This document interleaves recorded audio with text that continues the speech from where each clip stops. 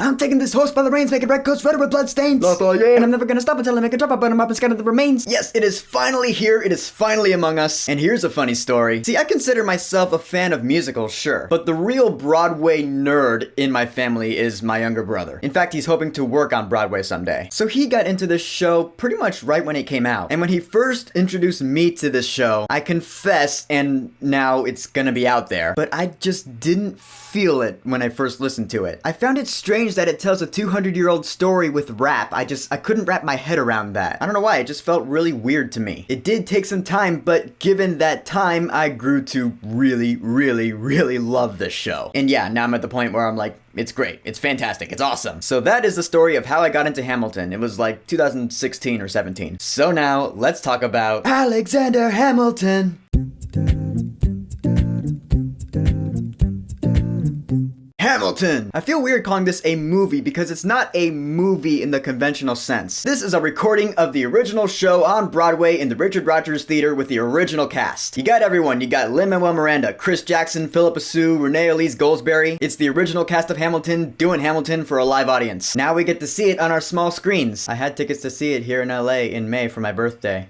But then, you know, I'm glad we get to see this now. And if I teared up and cried just watching this recording, then man, oh man, I'm gonna be a fucking mess when I see it live. So Hamilton, for all two of you who don't know, is a musical about the life of founding father Alexander Hamilton, the $10 founding father without a father. It shows how he first came to America as an immigrant. He helped us fight in the war for independence. He created our financial system. I like to call Hamilton the greatest American history lesson of all time, or at least the most interesting. And it follows his whole life right up until his death when he was shot by Aaron Burr. If you're not a fan of musicals and you're thinking, this is an American history lesson and it's a musical, how is this going to interest me? Dude, you have no idea how emotionally gripping this show is. Hamilton puts you through the emotional ringer. It makes you laugh, it makes you cry, it makes you cheer. Now, let's go through each of the characters. Alexander Hamilton is played by the show's writer and creator, Lin-Manuel Miranda. Yeah, the dude has an absurd amount of talent. I will say his voice, compared to everyone else's, is the least impressive. My brother and I like to make fun of it sometimes. Philip, when you smile, I am undone. But then, of course, you know, there are the parts where he's just going off, and you get so on board with him and his ideas. I'm gonna get a scholarship to King's College. I probably shouldn't brag, but dag, I amaze and astonish. By the end of My Shot, which is the third song in the show, you're totally rooting for this guy. You're like, oh man, Alexander Hamilton is awesome. His rival throughout the entire show, that would be Aaron Burr, played here by Leslie Odom Jr. Dude completely kicks ass. I mean, everyone in the cast kicks ass, let's be honest. Everyone has their show-stealing moments. For Leslie Odom Jr., that would be The Room Where It Happens in Act 2. I don't want to spoil the show just in case you haven't listened to the soundtrack, so when it comes to Act 2, I won't go into too much detail as to what happens, but I'm just saying, the song The Room Where It Happens, that is Aaron Burr's big solo, and it's awesome. Leslie Odom Jr. completely crushes it. And that's another thing about the show, is that most of the characters,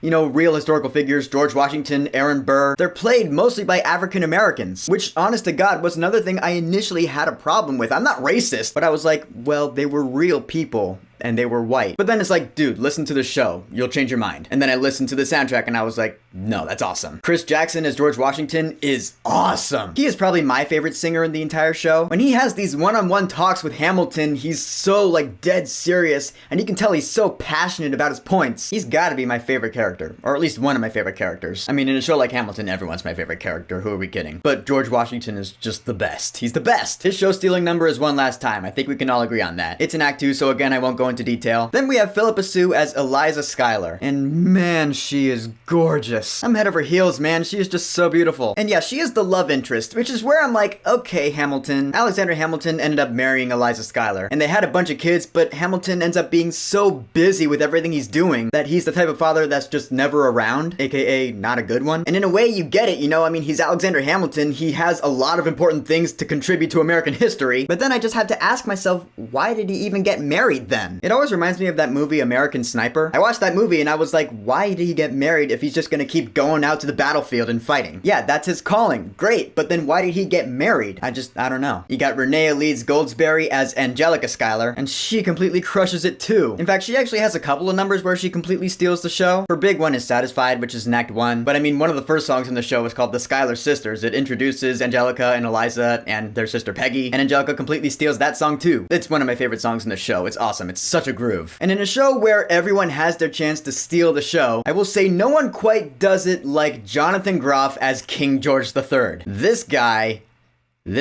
Talk about funny. You remember you belong to me. It is such a riot to see Kristoff like this. Because he's King George, you know, he's the king of Britain. So when America is fighting for its independence, King George is like, no. I won't let that happen. It almost seems like a parody of what actually happened, but you roll with it because it's just so funny. You die laughing watching him on stage. And the funny thing is, I was watching him singing You'll Be Back, and all the close-ups on him, he's just spitting. You'll remember that I served you well. And then you remember, oh yeah, well, they're stage actors. They have to enunciate on the stage for people in the back of the audience to hear them. So you see all these actors on stage, their mouths are open very wide because that's how stage actors have to be. That takes an enormous amount of talent to pull off. And of course, the audience cheered for everyone. Yeah, this is a live recording that actually has an audience. It's not like that Cats recording from the 90s where they were just performing for no one. No, in this one, you hear the audience laugh, cheer a lot throughout the entire show. But that just adds to the immersion, you know? It's almost like being there. Except not really. The cinematography, you know, the way this was shot, sometimes it was shot from the audience point of view, where it's just the entire stage and you see actors going around on the stage. But most of the time, the shots are very cinematic. They're panning around the actors, or they're a lower shot when someone is looking up at someone else. I love those shots. That is something that is exclusive to show recordings that you will never see when you actually go to see a show live. You get to see up close how absolutely sweaty everyone is. It gets hot on that stage, and when they're wearing these big like overcoats and they have to run around and dance and sing their hearts out, again, you're like, man, these people are absurdly talented and also absurdly resilient and tolerant. I love the way this recording was shot. I have no complaints about it. And the choreography. Oh, choreography. Again, this is a Broadway show, so the dancing is going to be really extravagant, and you expect that going in. But still, there are times where your jaw's just going to be on the floor. You're like, this is just a gorgeous dance number. The Battle of Yorktown's one of the best. Also, Hamilton's monologue during the Act 2 song, The World Was Wide Enough. No spoilers, but the choreography during that monologue is just, oh, mwah, so fucking gorgeous. Oh, and speaking of fucking, let's get to the elephant in the room, which would be the censoring of the F-bombs. The Hamilton show has 3 F-bombs in its soundtrack, and when I first heard that this recording was coming to Disney Plus, the first thing that came into my head was, ah shit, that means they're gonna censor the F-bombs, damn it. And yeah, sure enough, they do. They censor 2 of them. They leave 1 of them in because a PG-13 movie is allowed to have 1 F-bomb. The one they leave in is from the Act 2 song, Say No to This. That was My Wife, You Decided to Fuck. Which means, yeah, when it comes to the other songs, Washington on Your Side or The Battle of Yorktown, those are the other 2 songs that have F-bombs. They're muted out and they sound very strange. Southern motherfucker.